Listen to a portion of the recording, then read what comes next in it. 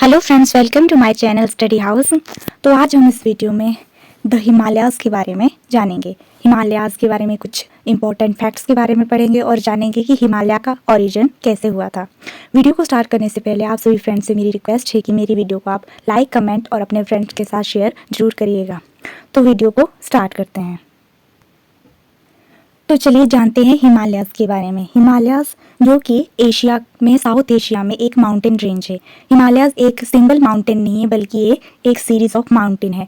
इसमें हिमालयाज़ की 3 parallel ranges है। जिसका फर्स्ट है ग्रेट हिमालय, सेकंड है मिड हिमालय जिसको इनर हिमालय भी कहते हैं, थर्ड है शिवालिक हिमालय।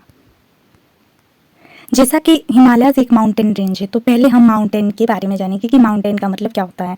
माउंटेन एक अर्थ की क्रस्ट होती है, उस पर जो भी उभरा हुआ, ऊंचा उठा हुआ लैंड फॉर्म होता है, वो माउंटेन, उसको माउंटेन बोलते हैं। अब उभरा हुआ कि किस हिसाब से कहेंगे कि कितना उभरा हुआ जो लैंड फॉर्म है उसको माउंटेन करेंगे। तो अकॉर्डिंग टू सम जियोलॉजिस्ट, उनके अनुसार जो 300 मीटर तक जो ऊंचा उठा हुआ जो सरफेस है, पृथ्वी का जो लैंड फॉर्म है, उसको हम माउंटेन बोलेंगे। जो 300 मीटर से जो कम हाइट वाले जो भी लैंड फॉर्म होंगे, जो ऊंचे उठे होंगे, उनको हम हिल्स बोलेंगे। तो चलिए अब हम आगे मैप पर हिमालयाज़ की लोकेशन को समझने की कोशिश करते हैं। ये इंडिया का मैप है। इसमें जो सबसे मैप में सबसे पहले हम जानने की कोशिश करेंगे डायरेक्शंस को, कि हम मैप में दिशाओं को कैसे समझते हैं। मैप में हम दिशाओं को कुछ इस तरह से समझते हैं। इस साइड मैप में नॉर्थ होता है, इस साइड वेस्ट होता है, इस साइड ईस्ट होता है और इस साइड साउथ होता है। उत्तर, पश्चिम और ये पूर्व और दक्षिण। उत्तर दक्षिण पश्चिम और ये पूर्व हो गया। ठीक है, इस तरह से हम दिशाओं को देखते हैं। तो जो हिमालयाज़ है वो जो भारत के नॉर्थ वेस्ट में है। जो नॉर्थ, ये नॉर्थ आ गया, इधर साइड वेस्ट आ गया। तो हिमालयाज़ के बारे में हम जानते हैं। हिमालयाज़ जो नॉर्दर्न प्लेन्स को, जो इंडियन सब कॉन्टिनेंट के प्लेन्स है, और जो तिब्बत प्लेट्यू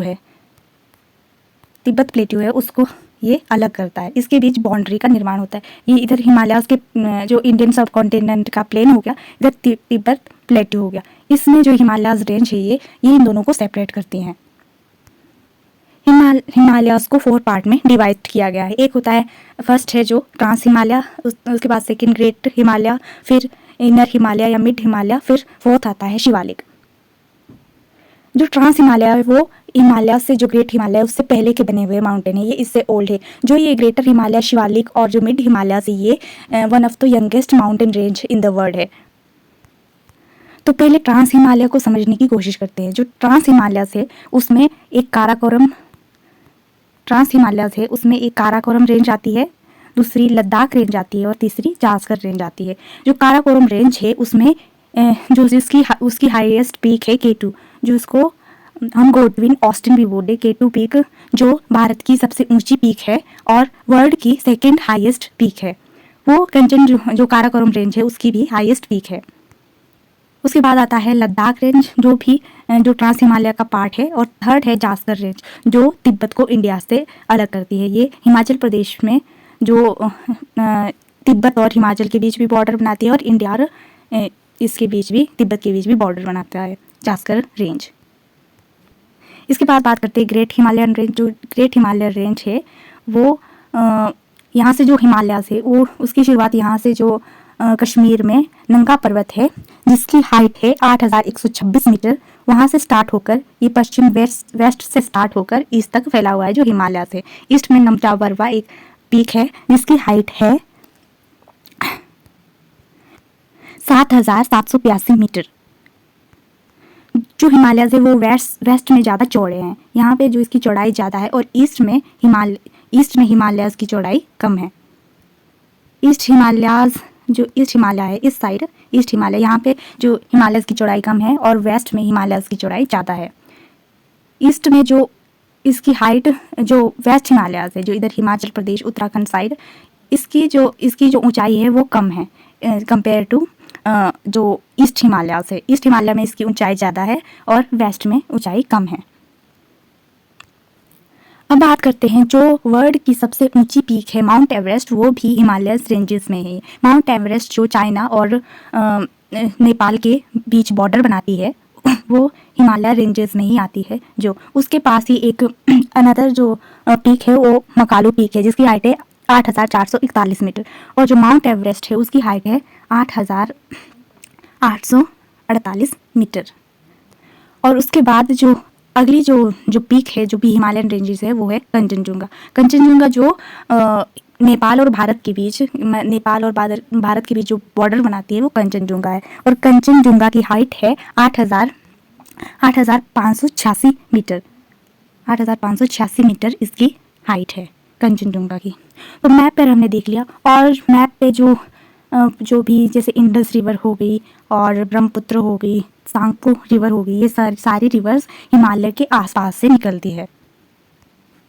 तो चलिए अब कुछ इम्पॉर्टेंट अनदर फैक्ट्स के बारे में जानते हैं हिमालयस के।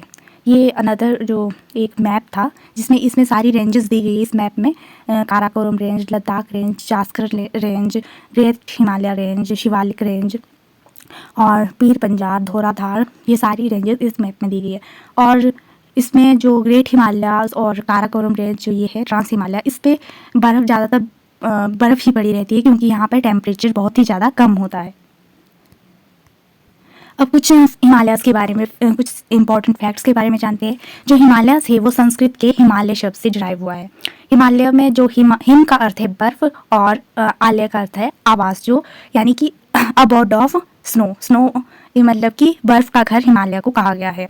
फिर मैंने अभी इससे पहले भी बताया कि जो हिमालयस है वो जो इंडियन सब कॉन्टिनेंट और जो तिब्बत प्लेटू है उनको सेपरेट करते हैं। दूसरा कि जो वर्ल्ड की हाईएस्ट जो रेंज पीक है वो भी इस पर ही लोकेटेड है, हिमालय रेंजेस पे, माउंट एवरेस्ट। और फिर जिन कंट्री से होकर जो हिमालय फैला हुआ है, इंडिया, नेपाल, भूटान और कुछ हिस्सा चाइना में भी है, इनमें फैला हुआ है हिमालय। फिर ये जो हिमालय की जो चौड़ाई है वो 2500 किलोमीटर तक चौड़ा है जो हिमालय से। और जो वेस्ट में जो नंगा पर्वत से होकर जो POK में है नंगा पर्वत, और नमचा बरवा जो ईस्ट में नमचा बरवा अरुणाचल प्रदेश और तिब्बत के हिसाब से जो पीक है वो वहाँ तक फैला है।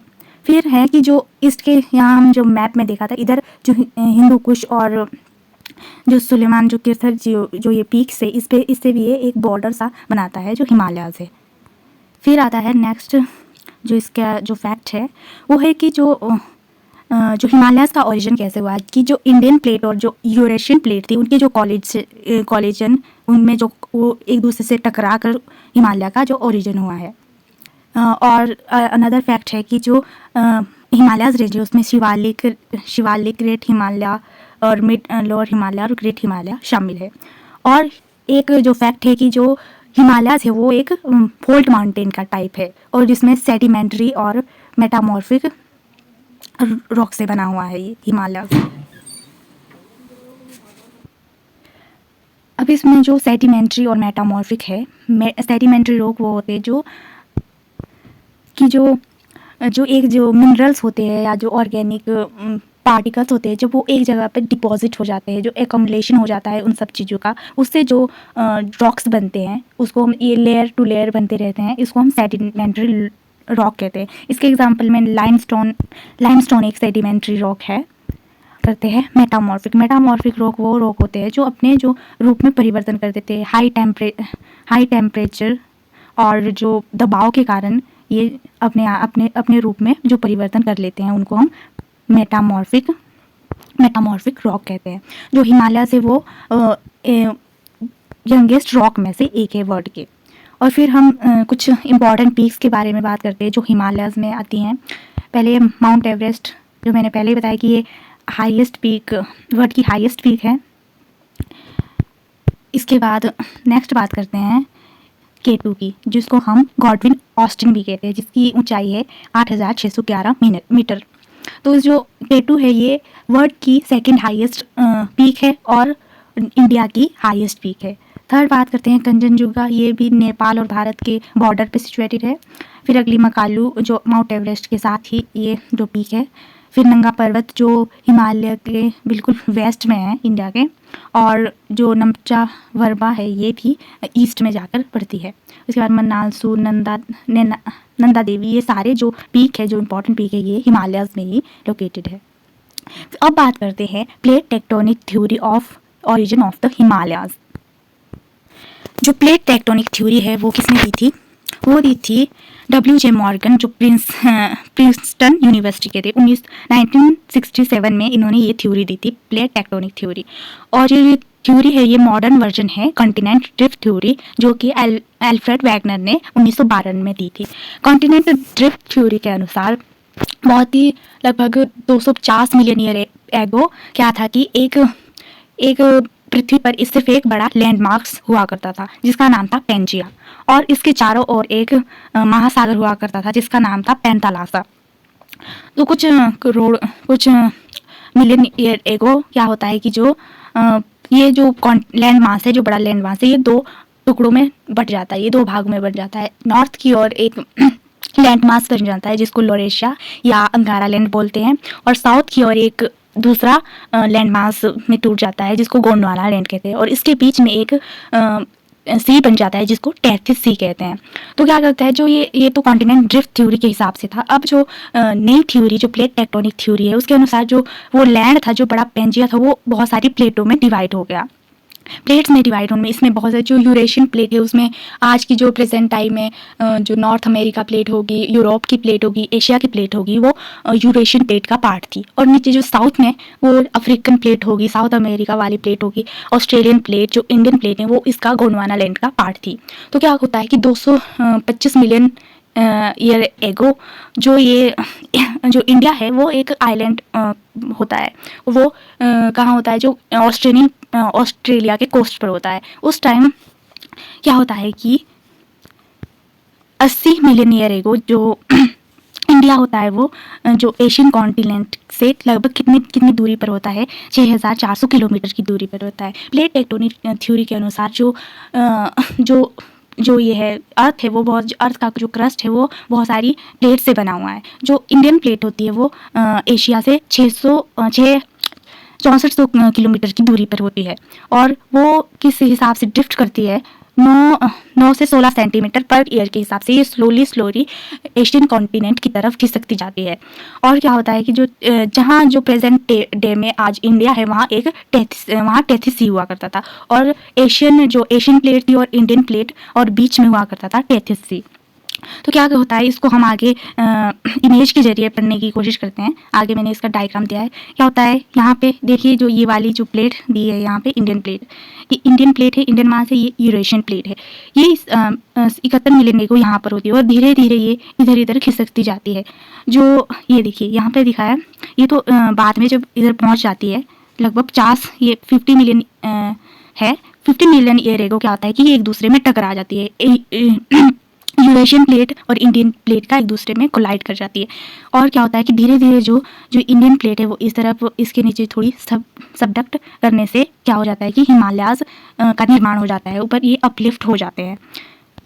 और क्या होता है, जो इससे पहले क्या होता है कि जब अबाउट 40 से 50 मिलियन एगो ये 4 से 6 सेंटीमीटर पर ईयर के हिसाब से स्लोली फ्लोट करता है किसकी तरफ, जो एशियन प्लेट की तरफ। और क्या होता है, जो स्लोली ये जो फ्लोट करते करते क्या होता है, इस यहाँ पे देखिए, जो फ्लोट करते करते क्या होता है, इस इमेज में देखिए, जो ये ओशन का इसका जो क्रस्ट है, ओशन के नीचे जो लिथोस्फीयर होता है, उसकी जो प्लेट है वो इसमें एशियन कॉन्टिनेंट का क्रस्ट है, इसमें सबडक्ट कर जाती है। सबडक्ट क्या होता है, सबडक्शन होता है कि जो एक प्लेट है, जो दूसरी प्लेट के जो ये ओशन प्लेट है वो इसमें जो नीचे सबडक्ट इसमें धंस जाती है, इसको हम सबडक्शन बोलते हैं। फिर क्या होता है कि जो इंडियन प्लेट धीरे धीरे इस तरफ और आ रही है, इसको बोलते हैं सबडक्शन। जो यहाँ पे फिर बात करते हैं, जो एक्सनरी वेज होता है। एक्सनरी वेज को क्या बोलते हैं, जब क्या होता है कि जो ये वाला स्थान, ये जो जगह दिख रही है यहाँ पे, क्या होता है कि जो ओशन है, जो ओशन की जगह जब कुछ सेडिमेंट्स यहाँ पे डिपॉजिट होना शुरू हो जाते हैं, उसको क्या बोलते हैं, उसको बोलते हैं एक्सनरी वेज। उस प्रोसेस को एक्सनरी वेज बोलते हैं। यहाँ पे मैंने लिखा भी है एक्सनरी वेज कहीं पे, यहाँ इसके एक्शनरी वेज क्या होता है कि जब सेडिमेंट्स जो इंडियन बाउंड्री जहाँ पे सी होता है उसको सी को डिस्प्लेस करके वहाँ पे जो सेडिमेंट्स डिपॉजिट हो जाते हैं यूरेशियन कॉन्टिनेंट पे, तो उसको क्या बोलते हैं, उसको बोलते हैं एक्शनरी वेज। उस प्रोसेस को एक्शनरी वेज कहते हैं। फिर क्या होता है कि कंप्रेशन फोर्सेस होती है जो वहाँ पे डिपॉजिट को डिप्रेशन से जो हिमालय का फॉर्मेशन करती थी उसको फोल्ड करना स्टार्ट कर जाती है। इस तरह से जब इन इंडियन प्लेट और यूरेशियन प्लेट का एक दूसरे के साथ कोलिजन हो जाता है, ये एक दूसरे में टकरा जाते हैं, तो कंप्रेशन से क्या होता है कि जो ये माउंटेन है फोल्ड होते होते इसका फॉर्मेशन हो जाता है, हिमालयास का निर्माण हो जाता है। लगभग 50 मिलियन ईयर एगो पहले ये दोनों प्लेट्स एक दूसरे से टकराई थी। अब बात करते हैं प्लेट बाउंड्रीज है।